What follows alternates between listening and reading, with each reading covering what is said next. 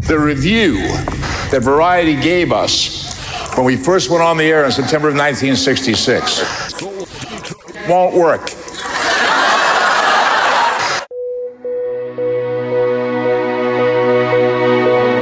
What was your impetus for this project? Where did it start? In November of last year, I approached about the idea of doing a documentary as a part of the celebration of the anniversary of the original series. And the minute I suggested this to him, he was in. The president said, I love it. You asked interrogative question around my face. It's gone. What are you doing? What are you doing? That is not paid for by them. That is paid for by the people of Detroit. You might be qualified, ML. I'm not qualified for this job. Let me tell you something. You want to go right now? Okay? You want to go right now, Al? Kids, it's your old pal ML Elric, stuck in a time warp because we are here in 2022 and we are going to be talking about Kwame Kilpatrick, which is so 2002, so 2008, so can't get away from him. 2015, so 2021. But you know what? The man is in the news, and for whatever reason, I have been chosen to be the person who tries to keep the record straight, who tries to keep the truth flame lit. Well, you're chosen because you sat through that whole trial, and there's so many people. I'll never forget when Daniel Ferguson was here, and he got parts of the trial wrong because you actually sat for the whole trial.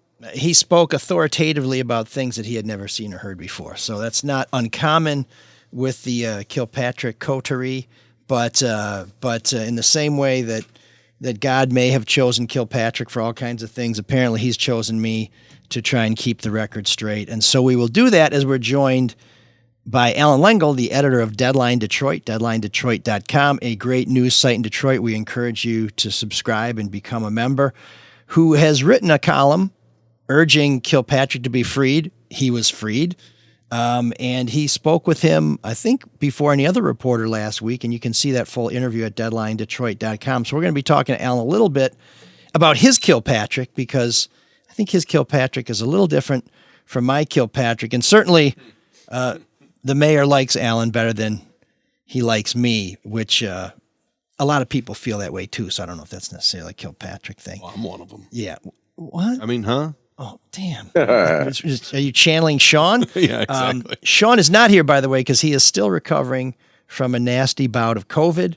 So he has a different excuse for being lethargic today, and we hope that he will be back with us next week. We wish him Godspeed in his recovery. And a couple other things we're going to touch on before we go. Had a very chance and bizarre encounter in East Lansing last week that we're going to talk about.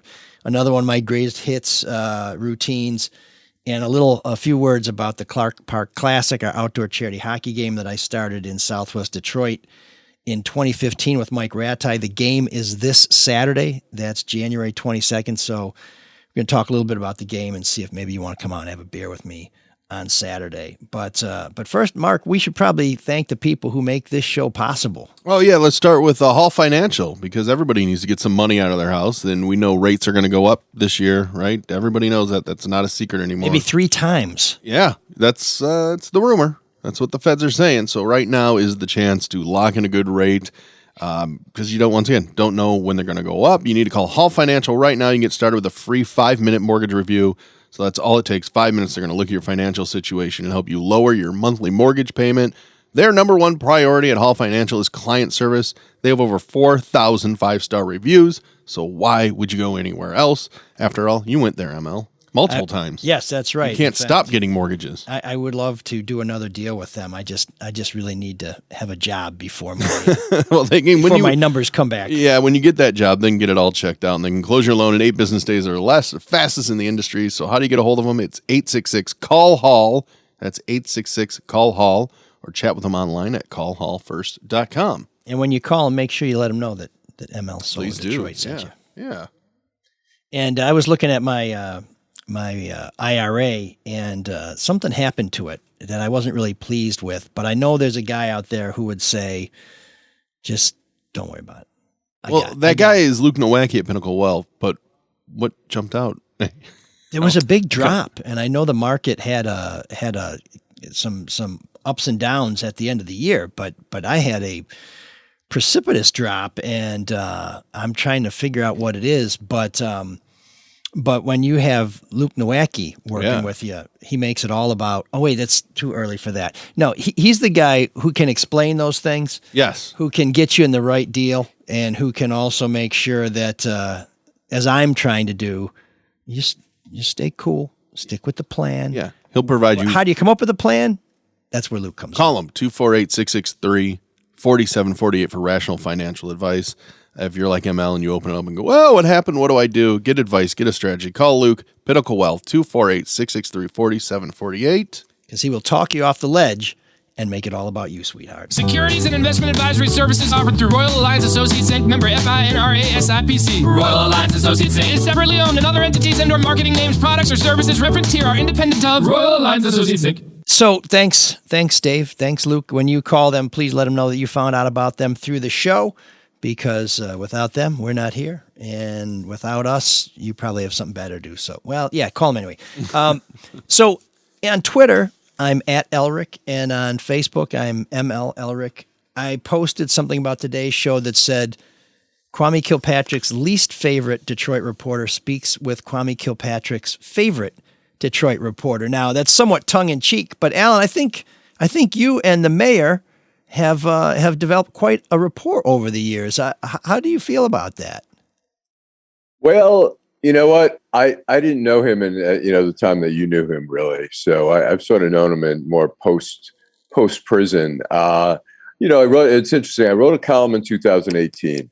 The column doesn't say Kwame Kilpatrick's innocent. Kwame, it said, hey, he was guilty. He needed to serve time. Having covered federal court for decades, I had never seen a 28-year sentence for something like that. I thought it was excessive. And I wrote about that. I said, it's really not so much about Kwame Kilpatrick. It's about the integrity of the justice system. And I thought there was not justice in that sentencing. And he did say that people started using that column. It went to the White House, and it did precipitate a conversation.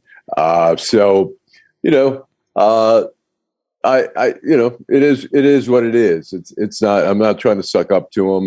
We have developed a little bit of a rapport. It's not. We're not hanging out. We're not having beers or whatever. But I know the conversation is he changed? I'd like to think so. I didn't know him before. I knew of him, certainly.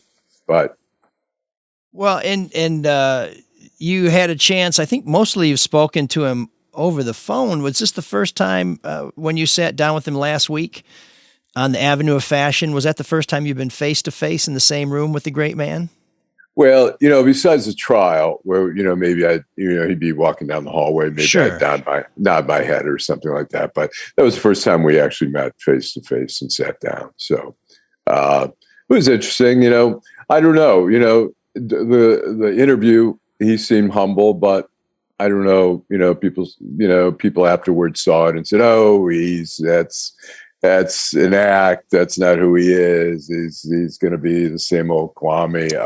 I don't, like I said, I try to give people the benefit of the doubt, and probably, sometimes too much so, but I hope he does well. What's the benefit?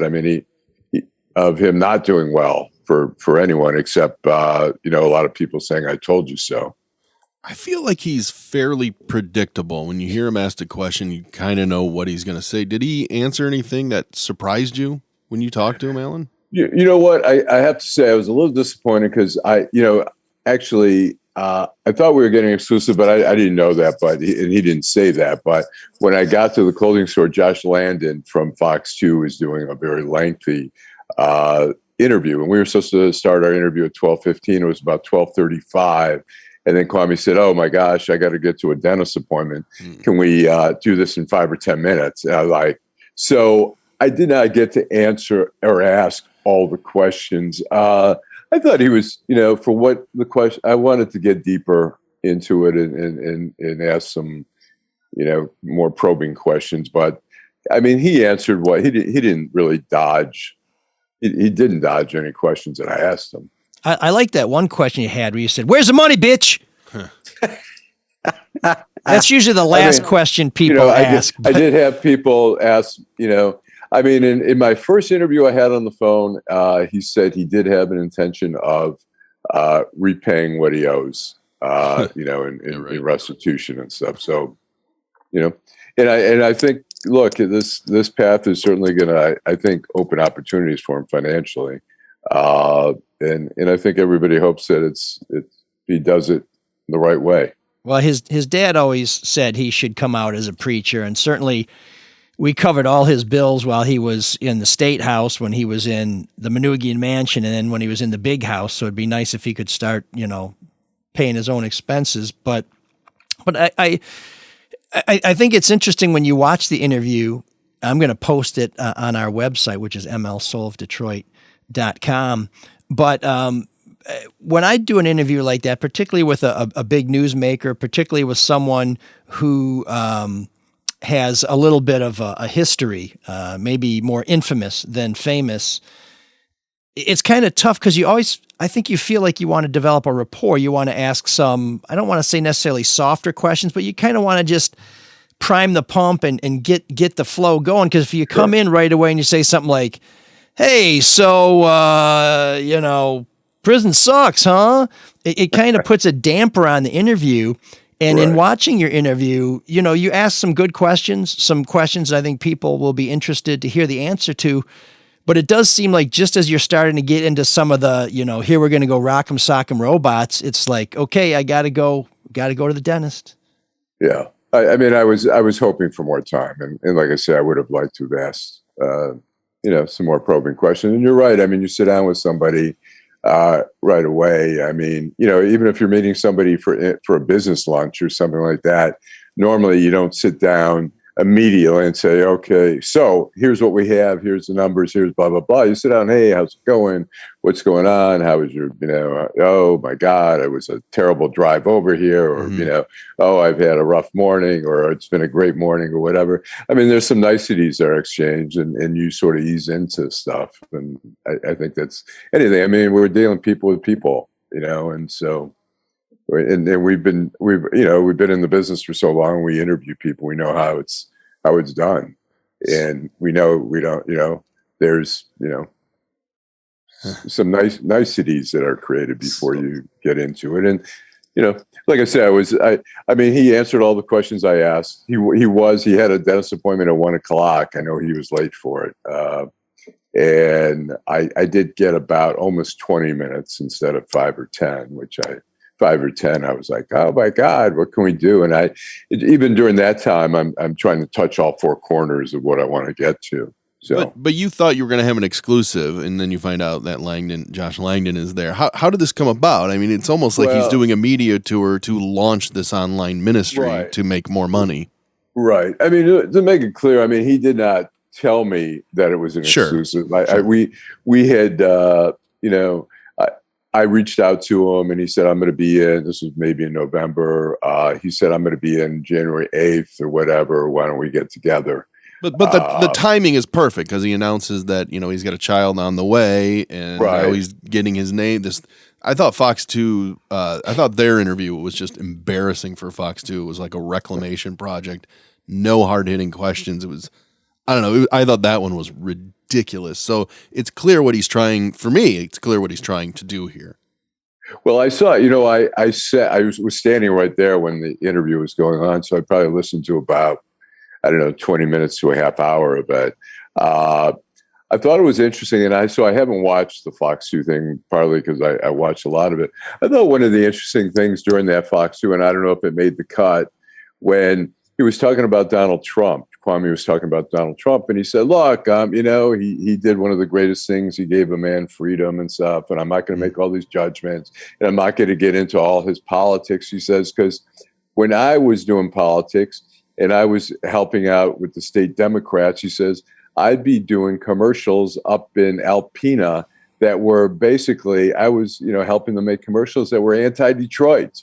It was like, what's that sucking sound in the state of Michigan? It's Detroit sucking up all the stuff. He goes, I was involved in that. So he says, I can't be hypocritical and criticize some of the stuff to Trump. I thought that was that was one of the more interesting insights, I thought, into what was going on. But well, it certainly does show the transactional side of Kilpatrick, because at the same time he was doing campaigning for people up north. This is when he was a state rep, and he was hoping to become the Speaker of the House. But as it happened, the Democrats did not win the majority, so he became the Democratic leader. But yeah, he was going to dog sledding up north and, campaigning for other lawmakers, trying to earn that those chits that he could cash in when he had the vote for leader. But at the same time, when he ran for mayor, he said Michigan was the Mississippi of the North. So he right away flipped the outstate people he was shilling for into hayseeds if it suited him. And in the same way that he was very obsequious with Trump, we're the same way. We've been wrongly accused. We've been persecuted by the evil media. I can relate to you. He's willing to be what he has to be to get what he wants. And that certainly seems to be very consistent. And there's a question that you asked him that I thought was particularly insightful. And Mark, if we can play cut one. How about people who say, Kwame, I don't trust it. He's going to be back to the same whatever. It's the same Kwame. I don't believe that he's changed. Those are the people that I like the most. Yeah, so I guess he likes me now. But he kind of took that on and went on to say that, they're going to watch me and they're going to see that I'm different. But to those of us who have seen him in both Allan's interview and in the one he did with Josh Landon, the one thing that I saw that seemed to me to suggest there hasn't been a huge change. And it's unfair to say that the man hasn't changed. He's been in prison for quite a while, and that has to have an impact on you. But what hasn't changed is that it's all about him. Mm-hmm. And there were some comparisons he made in the Josh Landon interview that had me thinking, here we go. Kwame Kilpatrick still thinks he's Jesus. Joe, can you play cut 2 for us? I don't believe that there's a new Kwame Kilpatrick. I just believe that there's a completely new creation altogether. I don't believe that you can have resurrection without crucifixion. Wow. So now he's been crucified. And I don't know if that makes me Pontius Pilate or if the feds are somehow, the Roman centurions who dragged him up and put him on the cross. But I think we all hope that he's a changed man. I think we all hope that he's going to straighten out and fly right. I don't believe it. But to say that he was crucified, I seem to remember Jesus didn't do anything wrong, whereas Mr. Kilpatrick was convicted of almost 24 counts of public corruption and frankly bears the bulk of the responsibility for this city being bankrupt. And while his sentence was commuted by President Trump, there are Detroit retirees and Detroit current employees who are going to suffer until the end of their days because of the haircut they had to take in their pensions, because of the city's bankruptcy, and because of any number of things that happened, because this man always put himself first. He thought he could walk on water and not when it was frozen and he was wearing skates. Yeah. Let me say I know the payout on his lawsuit and all that was kind of atrocious, but I think it's unfair. I think the city of Detroit had been having financial problems for a long, long time. I think Kwame Kilpatrick, and you can correct me if I'm wrong. You covered everything much closer than I did, but my sense was Kwame Kilpatrick was just kind of carrying on the tradition of the management of the city of Detroit to just borrow more money until it was, I'm not sure he was doing anything so differently than some of the previous administrations, and I could be wrong. And if you correct me on that, I'll. Where's think our it's Trump a little drop? unfair to throw out. No, I think it's a little unfair to just blame him and say, the city was bankrupt. It wasn't suddenly. We're talking about an impoverished city that had been on the decline for so long. I don't know that suddenly it's like Kwame Kilpatrick's steps in there and takes the burden of all the history of Detroit. So here's some key points on that, and I'm glad we're talking about this because this is something that people forget or don't know.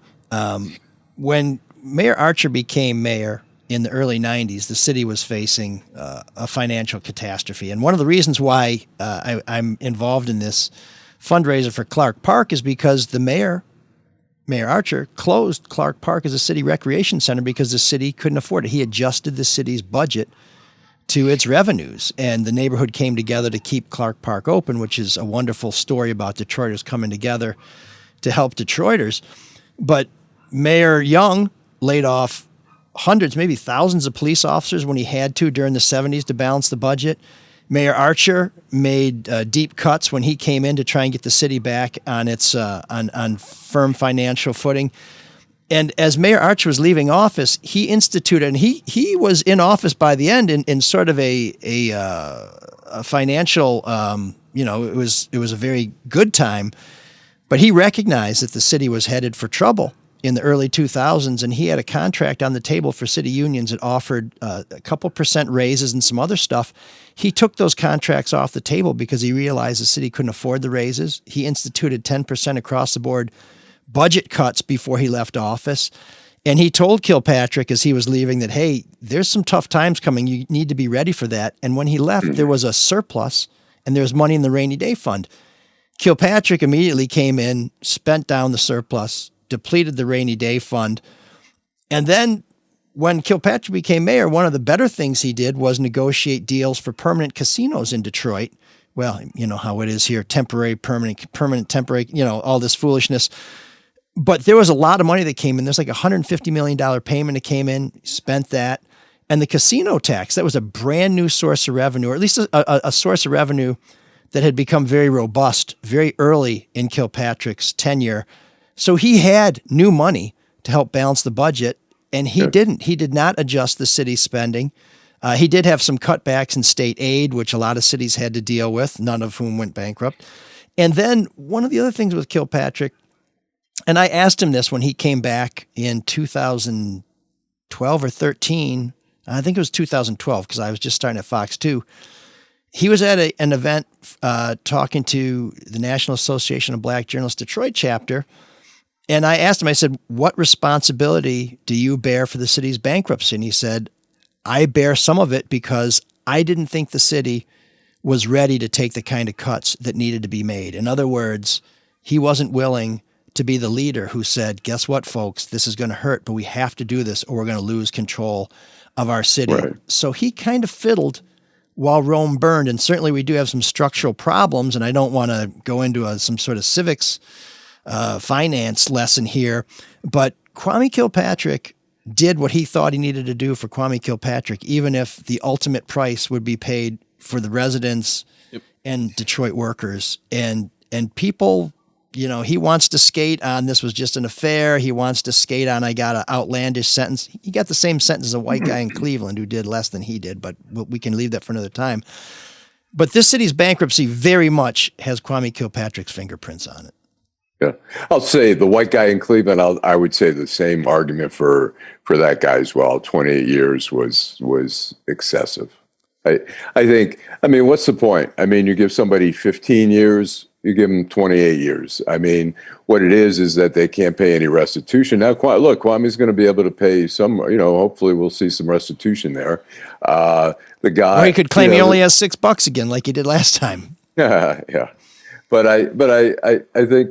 It's just what's the point? I mean, if Kwame had gotten 15 years, would it have been that? I mean, he would have, not seen his children grow up, which he didn't even during the 8 years that he served.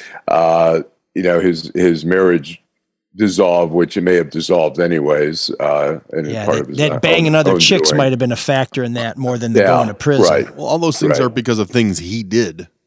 I mean, he did the crime. I was amazed too, and I can't remember. I must have been a Fox 2 interview. He doesn't seem to really know why Donald Trump is it commuted his sentence or what? I don't know. I think it's a commutation. It's not a pardon. It's a commutation, right? It's not a pardon. But do you believe he doesn't know why he was so lucky? No, I think he explained it that he said somebody came to the White House with Jared Kushner and stuff like that. Jared Kushner was helping him out. And I said, why would Jared Kushner help you out? And he says, well, because his father, Jared Kushner's father was a sleazebag who tried to blackmail his brother-in-law. And he got a couple of years, and he got off after he was released because of, I think, some drug issues or whatever. There was something going on.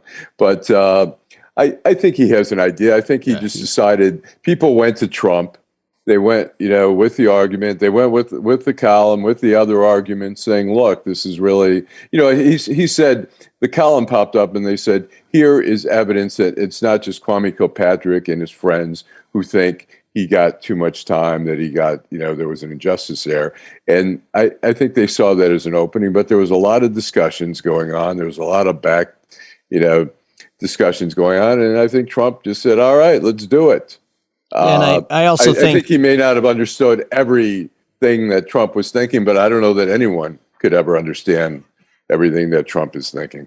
No, and maybe not even Trump himself. But we talked about his appeal for leniency on this show, a couple of years ago. And I always thought that it would be a genius political move by Trump to let Kilpatrick out in time to be involved in the 2020 presidential campaign. The fact that Trump waited until the final hours of his presidency is really the only thing about the release that surprised me. I thought if he wouldn't let him out in time to help him, he wouldn't let him out at all. But I think there were some influential people with a lot of money who appealed to Trump, as well as people who had worked with Kim Kardashian.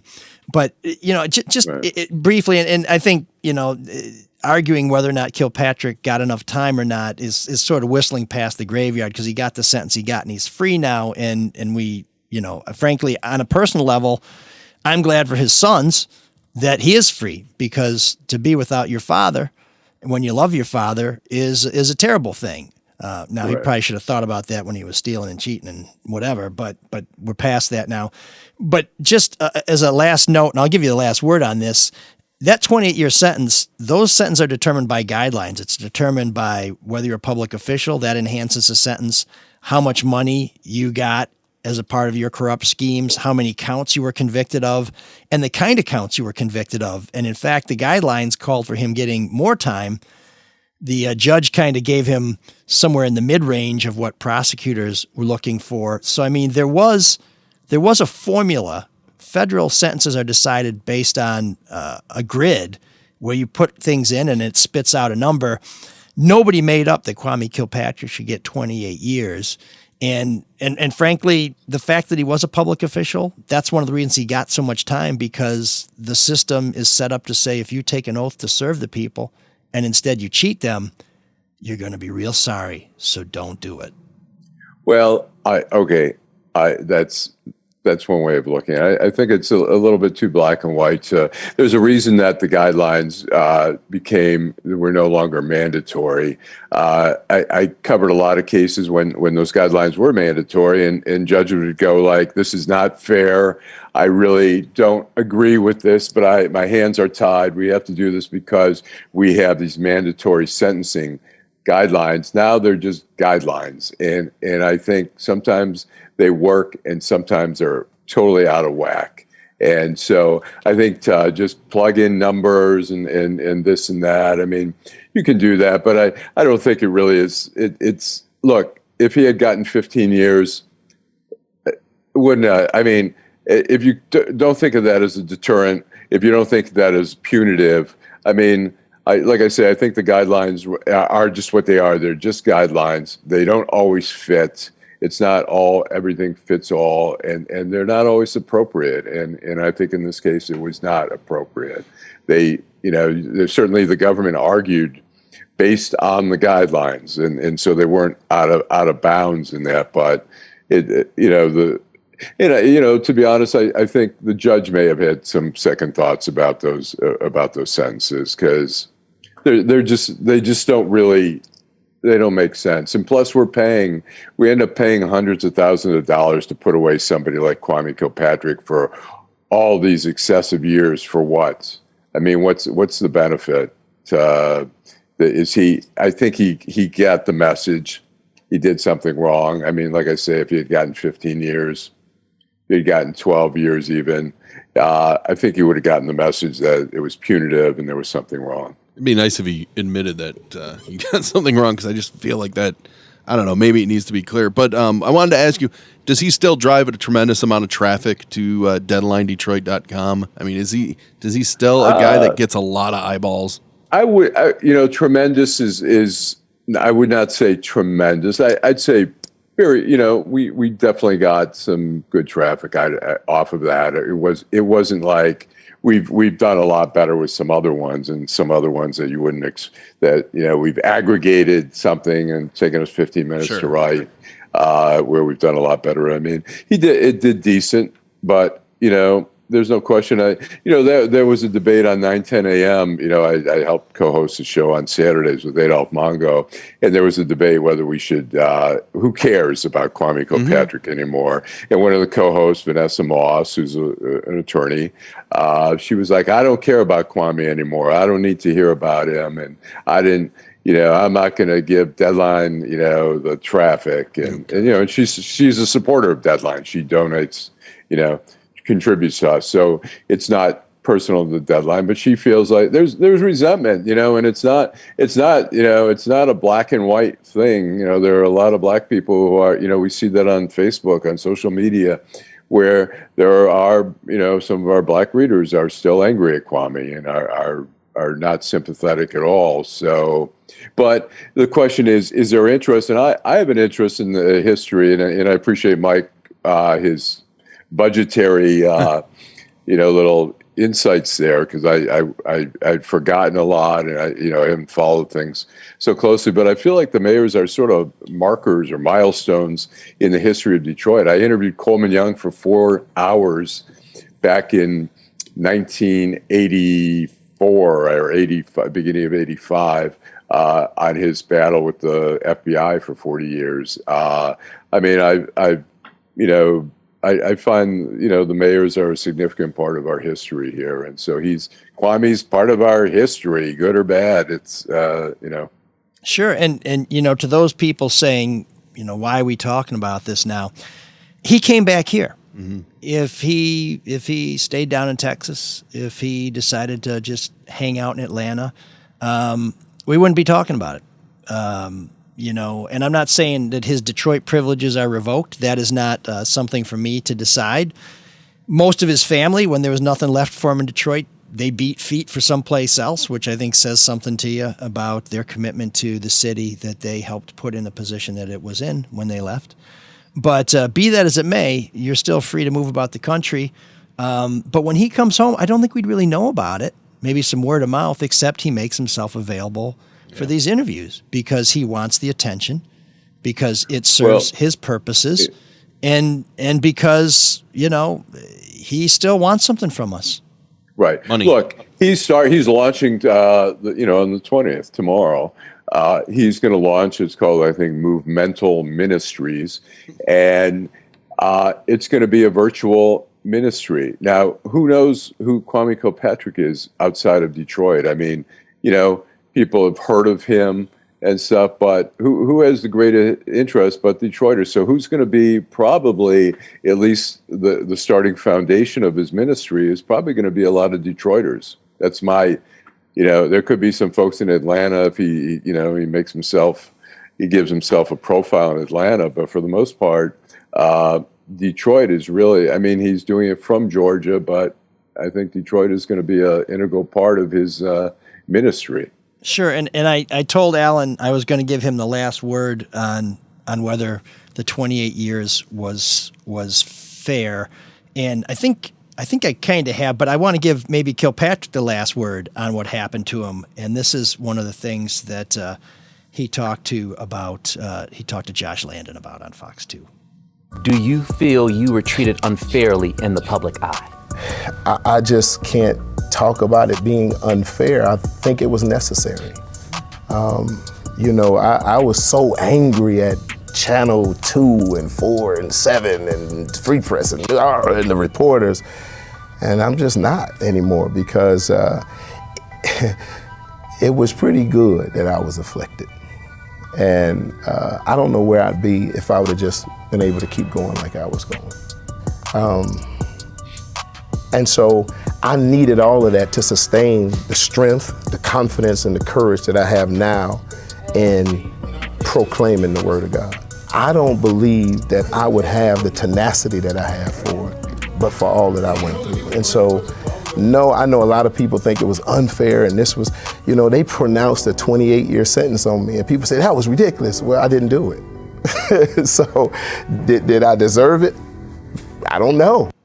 So he didn't do it. Jeez. This all had to happen for him.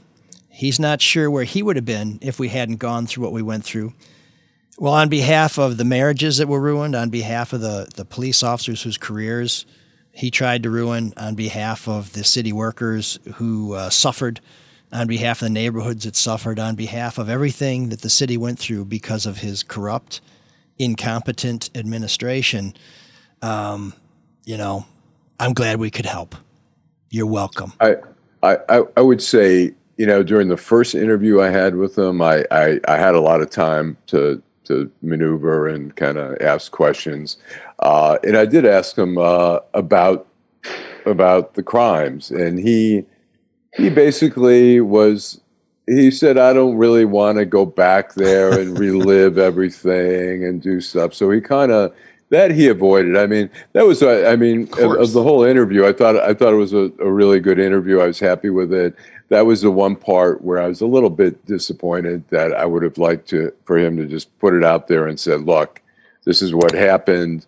And he felt, and I'm not right or wrong, he felt like we shouldn't go back and start mulling over. And I understand that he didn't want the interview, the headline, to be Kilpatrick finally admits he's a crook.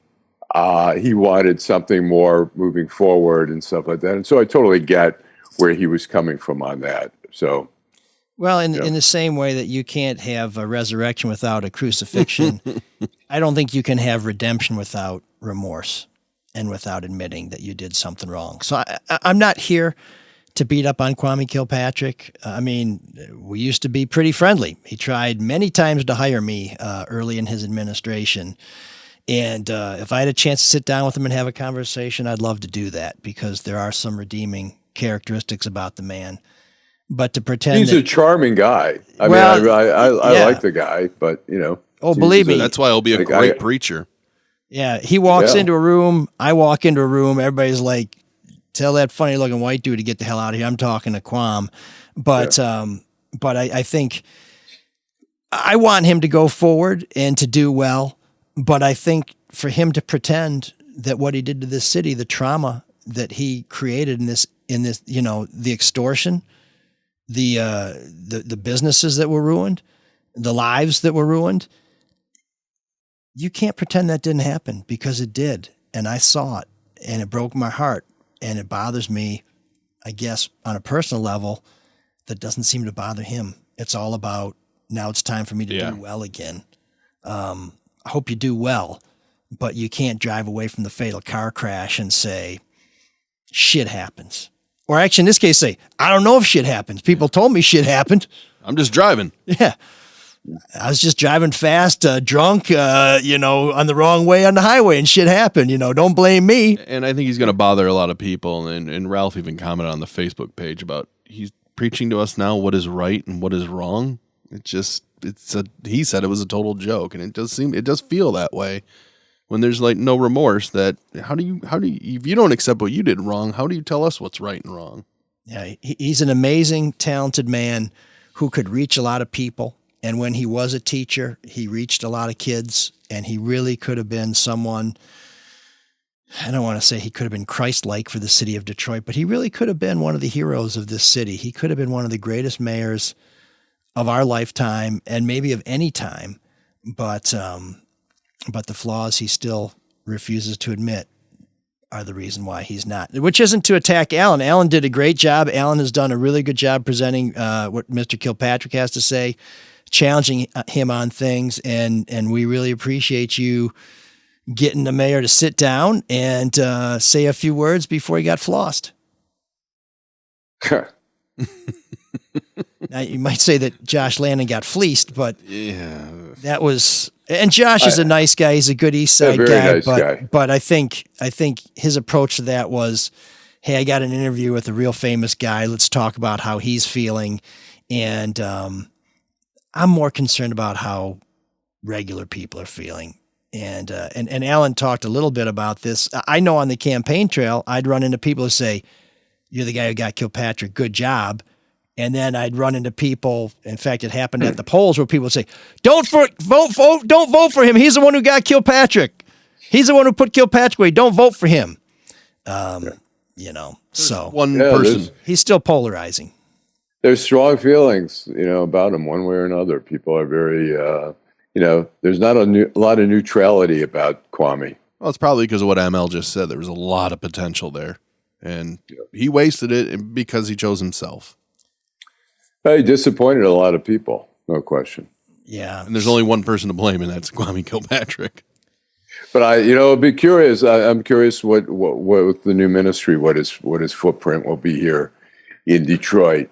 And and this is totally speculative. At some point, I mean, if the base really just becomes Detroit or just grows and grows in Detroit, I would think it'd be a matter of time before there'd be a brick and mortar church here, without a doubt, in the city. That's got to be the long-term goal for him.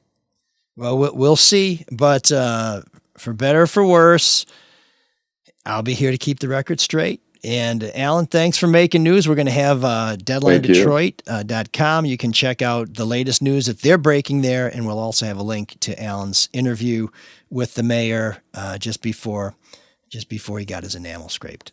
Sure. We assume that's what he was cleaning. He didn't seem to be he didn't seem to have any swollen jaws or anything like that. So Allan, thanks very much, and keep up the great work. Thanks a lot. Thanks for having me. Thanks, Allan. Before we move on to Geek of the Week, you teased something that you ran into somebody up in East Lansing. Yeah. So I'm kind of, last week was like a greatest shits tour for me. I was up in East Lansing taking my daughter out for dinner. You were supposed to be birthday. isolating, weren't you? I'd gone through my 5-day isolation, so following the CDC guidelines. So whatever they may be at any given time. Yeah, well, my daughter was concerned about that, and said that she's teaching, and I said, look at the CDC guidelines, because whatever I heard last time, I can't remember, and it said if you have been by someone who tested positive, you can be out and about, just wear a mask and a good mask, a N95 mask if you can. So we were out at a sushi place in East Lansing. My daughters go to Michigan State, and we're having a good old time with a few friends. And a dude walks in wearing a hoodie with an older woman, has a seat on the other side of the restaurant. Nice. I don't really pay him any mind, except they're sitting across me, so they're in my line of sight, so I see him. Then the guy takes off the jacket, and I see he's got a sweatshirt that says NBA on the back. I'm like, okay, kind of a tall, skinny, balder guy. And then he turns, and I notice it's friggin' Gabe Leland. Oh, really? He's sitting there at the sushi bar. Oh, boy. So we finish our dinner, and I'm like, what am I going to say to this guy? My presence has never been anything that lifted his heart. And I'm a big believer that there's no reason for kicking anybody unless they're up, or unless they're, telling lies. So we wrap up, and his back is to me, so I don't even know if he's even seen me. At that point, I'm pretty sure it's his mom who he's with, and I only met her once at a tailgate, but the first Leland story I did was busting his dad, Burton, for claiming he lived in Detroit when he really lived in East Lansing. So it makes sense he's visiting mom in East Lansing. Maybe he's staying there. I don't know what's going on. So I'm like, okay, well, we're going to wrap up dinner. We're not going to intrude on them. So we're walking out of the restaurant, and I hear this woman's voice say, ML. And I'm like, well, and I look back, it's not the people we're with. And I hear it again. I'm like, I should go back and say hello. So I had a nice little chat with Gabe and his mother, and Gabe said, hey, you gave it a good fight, gave it a shot, all right. And I told his mother. Oh, in regards to running for council. Yeah, and you knew he would bring that up just to twist it into you. Well, and the other thing is, one of one of the early things I did in the race was say, I'm getting into this race because Gabe Leland needs to resign. So I don't know if he saw that or not, but I'm sure he did. But I did tell I expressed my condolences to his mother for the loss of her husband, and she thanked me for that. And we just had kind of a pleasant little conversation. I think his mom may have been more genuine than him. I'm not really sure. I don't know her well enough, but you're exactly right with Leland. You know, when he says that kind of stuff on some level, he's like, oh yeah, you know, so it's probably better for you it didn't work out because you're probably happier. Meaning, you know, yeah. You should have just said, well, it's not illegal to run. Well, exactly. At least I wasn't forced to. But you know, the funny thing about it, he's such an odd dude. Yeah, I remember you telling me before he's kind of awkward. It's hard to know whether he's being legit. Like we now have a shared experience, and we both ran for city council and both got the shit kicked. Now, of course, he got elected every time he ran, but. You know, I don't know if the pleasantries were shared trauma, but one thing he said to me that I think maybe was genuine. He said, "It's probably better for your family that oh, what a jerk that you didn't win because because what he said next is why I think there may have been something genuine there. Is like, you know, because for the next 4 years, wherever you go, people they're going to be all over you. They're just not going to leave you alone. And unless you do things by the book. Well, no, but he means as a council member, and this is why I ran for city council, is because you can help people. You're very connected to your people, and so when they see you, like, hey, what's going on with this? We need this done. And I thought that was kind of an on point comment by him. But yeah, I mean, you know, of course, the problem he had was that when he saw people, he wanted something from them, which became his undoing. But, you know, his mother said, hey, you walked out without saying hi. And I said, well, you know, I don't always bring joy to everybody who sees me. And so she's like, oh, yeah, okay. And Gabe was like, well, you know, I always thought we had some interesting conversations. I enjoyed the interaction. Oh, please. No, you didn't. He hid from you. Yeah, I mean, well, sometimes we'd meet and sometimes we wouldn't. It just never ever really went well. You should have said, what are you doing here? This isn't a titty bar. Yeah. Well, as we reveal at the Free Press, he arranged some bribe payments at a strip club, but unlike, well, I guess very much like that strip club in Southwest Detroit, there were no strippers at this restaurant. So I guess it had that in common too. Did you think of inviting him to the Clark Park hockey game? You know, we didn't, you know, I thought we should probably wrap the conversation before there was an ask. I just wanted you to invite him somewhere. Well, actually, I thought I should invite him on the show. And so maybe I will sometime. I'd love to have him on. He is an interesting dude and he's seen a few things and it would be very curious to catch up with him. But, yeah, last week was Old Home Week. Kwame Kilpatrick, Gabe Leland, and keep following you. Else. And Clark Park is this weekend? Clark Park is this weekend. We will put a link on our website. It's patronicity.com. If you want to go there, look for Clark Park. A couple listeners have been kind enough to follow that website and make a donation to help the kids in Southwest Detroit. This hockey game, it's been so successful. We're hoping to raise $5,000 online. We're hoping that our entire fundraising effort, which includes the carnival, Winter Carnival is free to everybody, noon to 4. The hockey games are free to everybody. The women's game is at 6. The men's game that I play in is at 7:30. These may raise $40,000 this year, which would be great because last year we created an endowment, which means these games are going to support Clark Park in perpetuity. And when you support Clark Park, you're supporting kids getting summer lunches, athletic programs year-round, homework assistance, computer lab. And it's just a great place for a kid to spend time where they're going to be safe, where they're going to have positive adult role models, and where they can grow up the way a kid should grow up. So Clark Park, great place. You can find out more about them online. Just look for the Clark Park Coalition. If you want to make a donation, we sure would appreciate it. That's patronicity.com. Search for Clark Park, and you'll see it, Clark Park Classic 2022. Oh man, the geeks have inherited the earth. Did I do that? What a dork. Does him wanting to play with us again mean that he's turning into a geek, or we're turning into cool guys? I have another entry this week, by the way. Oh no! A walk-on. Let's have it. Well, only because it just happened. But the Malik McDowell. Remember Malik McDowell, the former Spartan? I believe he was number 4. or number 2. I can't remember. Yeah, single digit. Caused quite a stir before he even got into Michigan State with his mom and signing Dad and letter. Is he committed? Is he not committed? And then he gets drafted, and then has the ATV and maybe a head injury, but he's been arrested yet again. Right as he was trying to get back. I mean, he was playing with the Browns. He was playing okay. He wasn't a starter, but he was a contributor. And now he's been arrested again, this time for public indecency and assaulting a deputy. So I don't know how many strikes a guy can have, but this has got to be the final nail, at least for his NFL career. Well, he's innocent until proven guilty, but certainly football teams, you don't have to be convicted of anything to get cut. And the NFL gets so much bad publicity for players behaving badly. I thought he was done after the Seahawks said, okay, we wasted a second-round pick on this guy. Yeah, but you know what? He's 25, and he still has a lot of talent. Oh, yeah. No, this is one of those guys who it feels like the ceiling is wherever he wants to set it. It's not like his ability caps out at some point. I have another Geek of the Week. Damn. Okay, keep it going. Former Michigan President Marc Schlissel. Oh, the Schliss. What a clown. I'm so glad he's gone. Not a good university president. So does John Vaughn go home now?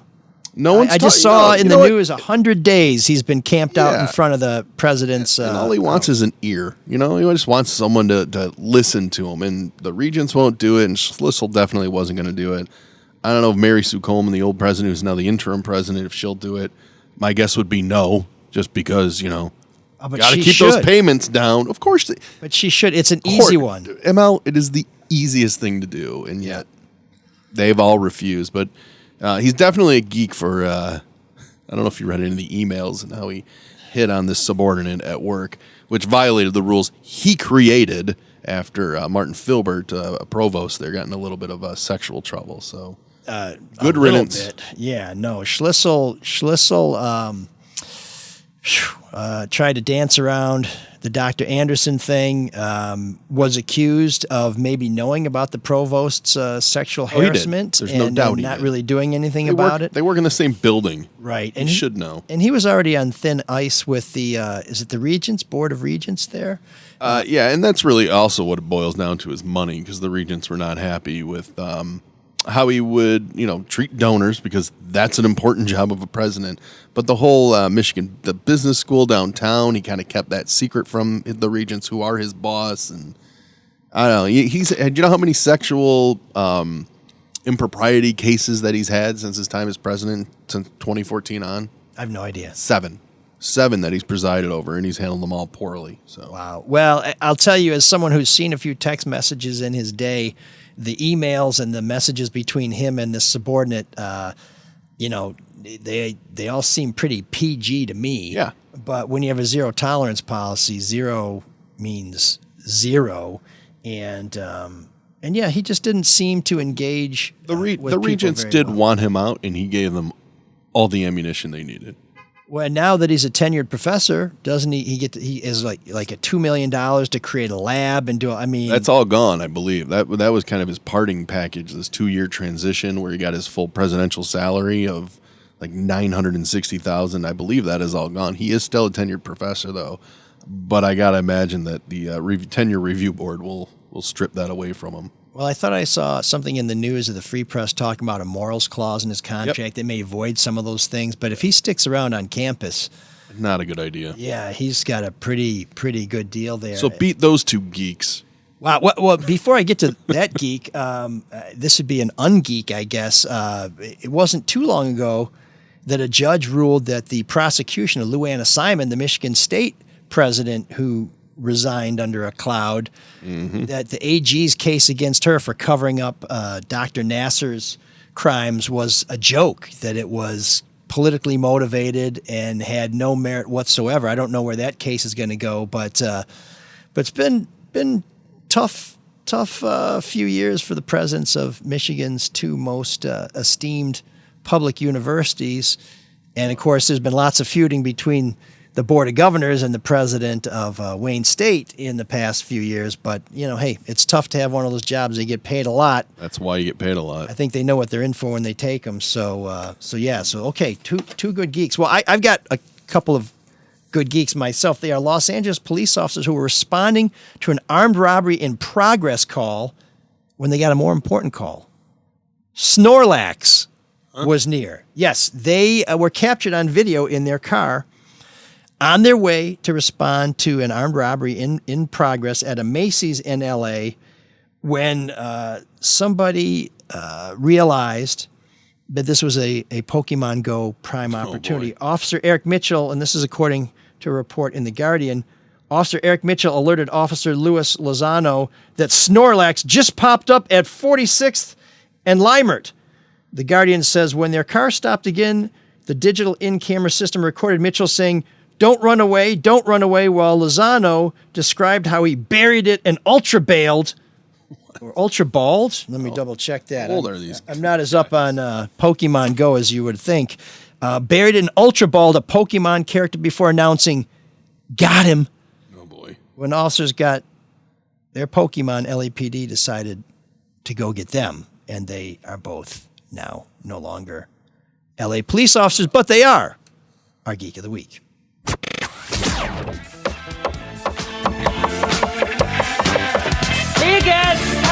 If there's an all-night party in room 7609,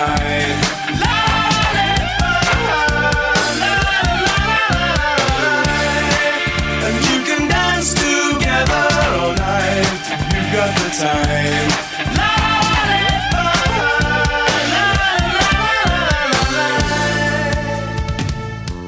And now we come to Shawn's favorite part of the show, room 7609, where we try and introduce you to some new wave bands you never heard about, or we play some great songs by new wave bands that you somehow missed. And one of my favorite parts of this feature is when we hear from listeners who have suggestions. Last week, Todd wanted The Jam, arguing that they qualify as a new wave band. He says that he has a broader definition of new wave than I do. That's hard to imagine because I'll throw just about anything from the late 70s, the 80s, and maybe even the early 90s into the new wave category. But Todd said we should try Boy About Town by the Jam. So let's check out Paul Weller and Friends and then talk a little bit about whether this qualifies as new wave gold. Walking around, I'm the boy about town that you heard of. See me walking the streets, I'm on top of the world that you heard of.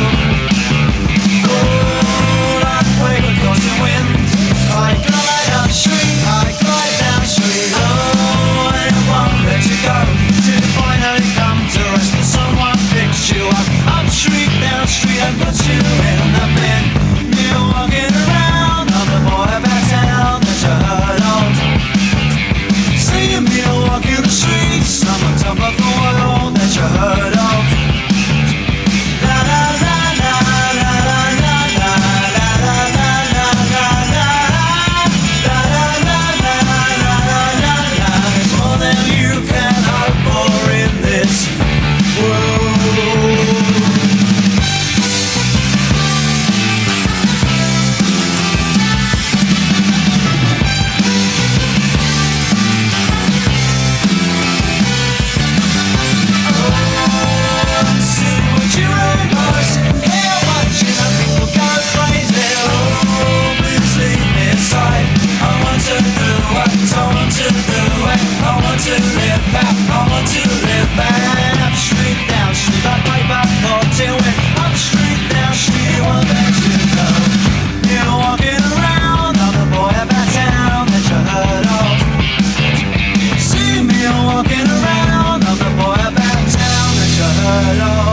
The boy about town that you heard of, around town that you heard of.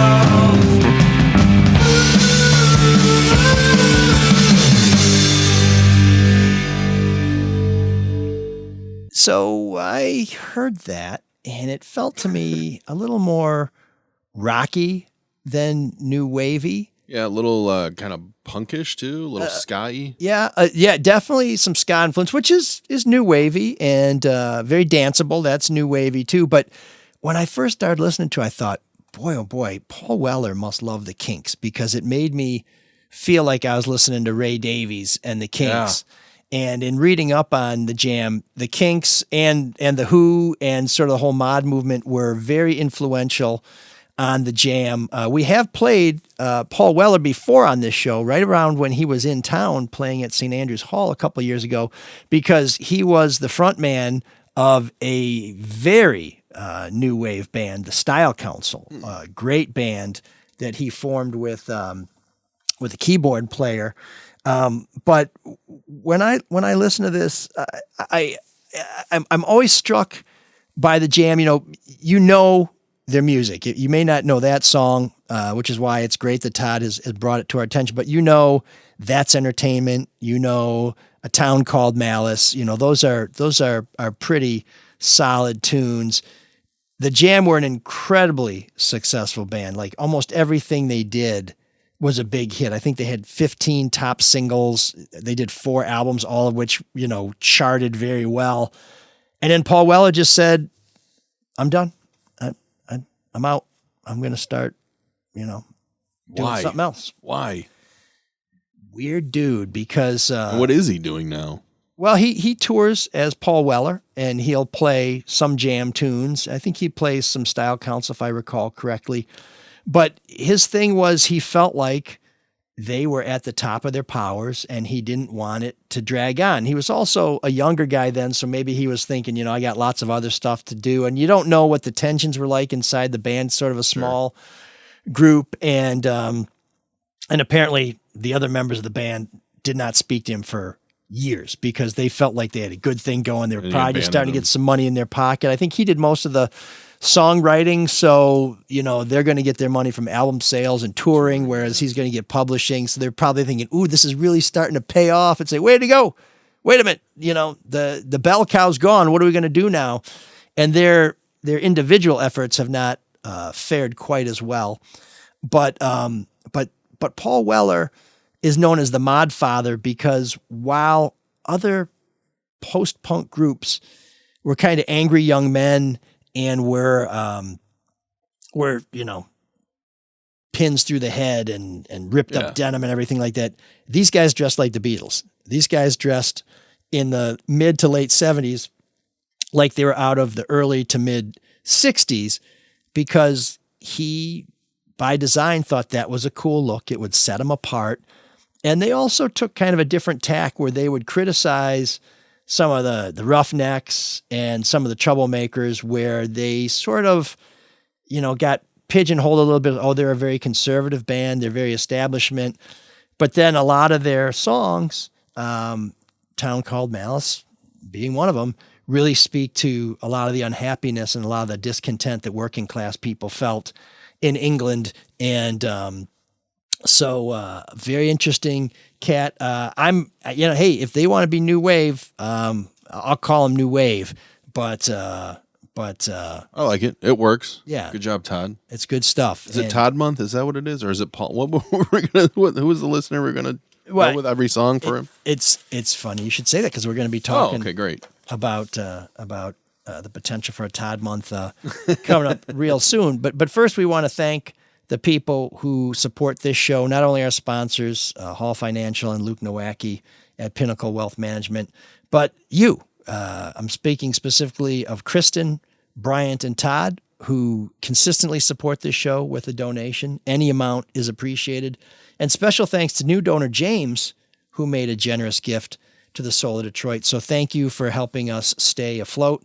Mark, I know that coming up with the money may be hard, but giving it to us is pretty easy. Super simple. mlsolodetroit.com, donate button. Opens up your PayPal, and you can dump all your coins in there. Wow, that is easy. So easy. And if you have a product or a business or an event that you'd like us to talk about, feel free to sponsor the show. We will sell you at a very, very moderate sum an opportunity to get your message out on the Soul of Detroit. A lot of feedback that we're trying to catch up with. We had some from a while ago that because of some Zoom issues, we wanted to wait so that we didn't break up so you could hear these wise words with no technical interruptions. And right at the top list is John, who writes, Happy New Year, ML. I wish someone in the Detroit media or elected leaders would go after DTE for all of the money they spend on advertising. Amen. All this money wasted on expensive ads on the 6 o'clock news and radio. They don't need to advertise. They are a monopoly. And I really want to know how much money they spend on renaming Pine Knob. If I want to find out what's going on at DTE, I will go to their website. Imagine how many more trees could be trimmed if they just diverted their advertising money to that. Yes. I wish that someone would hold their feet to the fire. Well, John... They treat advertising as PR. It drives me up a wall. Well, John is somewhat prescient because we just learned after he sent us this email that DTE Music Theater is reverting back to Pine Knob, and it actually has a super cool logo. I don't know if you saw that new logo. Yeah, it looks good. And the reason it's reverting is because their 20-year naming right deal is up. And they decided not to do it. Now, so we do have a couple answers because of that news. But they do have 2 new sponsors at Pine Knob, and they said, no, let's just keep it Pine Knob and then put our logos underneath it. Yeah, and they're going to have an entrance named after them and everything like that. So maybe there was a calculation where people said, of course there was, if we love a place and you put your name on it, we will not love you for taking away the name of a place we love. I'm not sure, but the new sponsors are taking more of a low profile role. We do know from some of the news that Pine Knob initially was paying $1 million a year for the sponsorship for the first 10 years. They renewed, and we don't know how much that was for, but I suspect it was probably in the ballpark. And this is a story that I have worked on a little bit over the years, trying to determine how much of that advertising, because they sponsor things at Comerica Park and almost everywhere you go, how much of that goes back to ratepayers. John may be somewhat happy, if not entirely happy, to know that only a portion of that advertising goes into what you pay for your power bill, because the Attorney General has opposed some of this cost, and maybe the Public Service Commission has also opposed it, but that $1 million a year did not all come from you. Some of it came from what would have gone to shareholders. So you don't subsidize all the advertising, but they are pretty much a monopoly. So you would think that you don't really need to tell everybody to get your power from DTE when you have no choice but to get your power from DTE. Todd with 2 Ds weighs in after Todd with 1 D weighed in with a suggestion for Room 7609 that prompted Marc to suggest an all-Todd theme month. Yeah. So Todd with 2 Ds says, as another listener named Todd, I fully endorse Marc's suggestion for a Todd month. All right. So nothing wrong with a Todd month. What would we play in Todd month? Whatever the Todds want.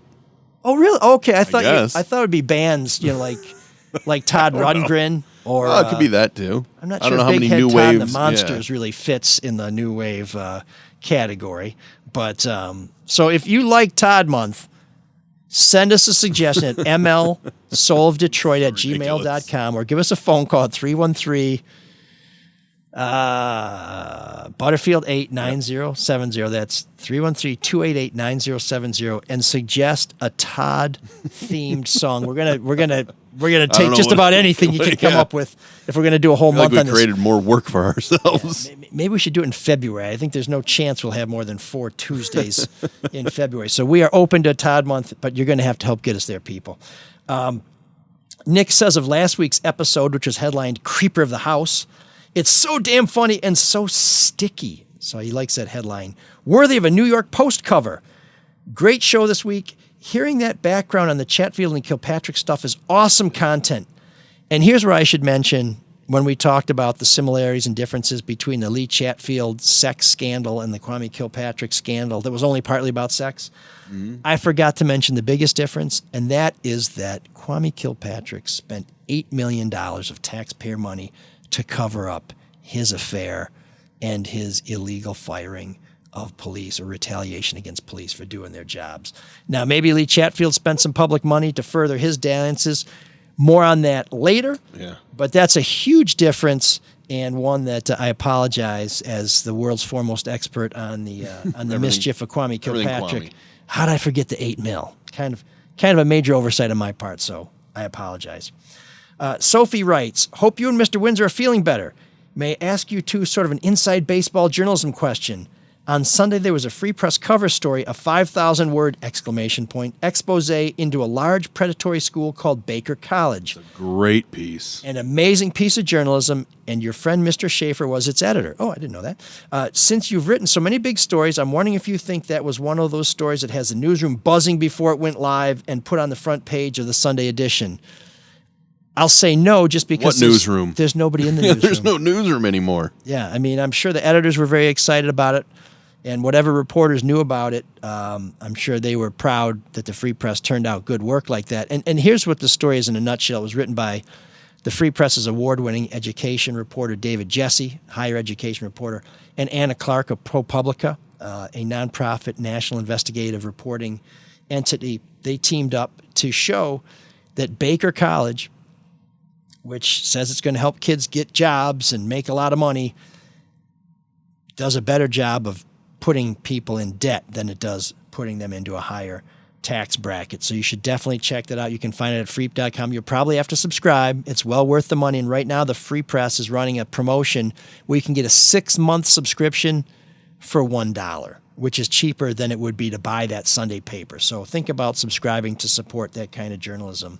It's interesting, too, because, the main headline of it is that Baker College spends more on marketing than financial aid. And I wondered, as soon as I saw it, I'm like, did they ever spend any money with the Free Press? Because that's good, then, if they did, that they have some balls to go after them, even if they have marketing money. Oh, yeah. Well, the Free Press has investigated Dan Gilbert, who's their landlord. Yeah.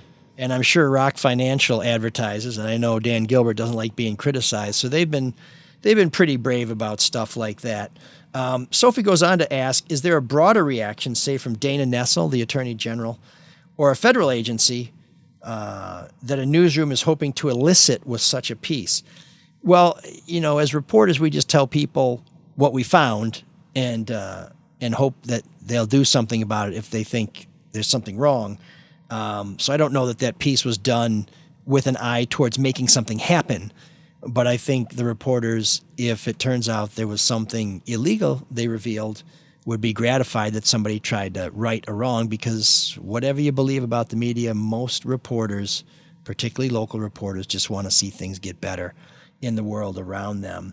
And another interesting piece, in part of that report was that that Baker College has a $300 million endowment, which is bigger than several colleges in the state of Michigan.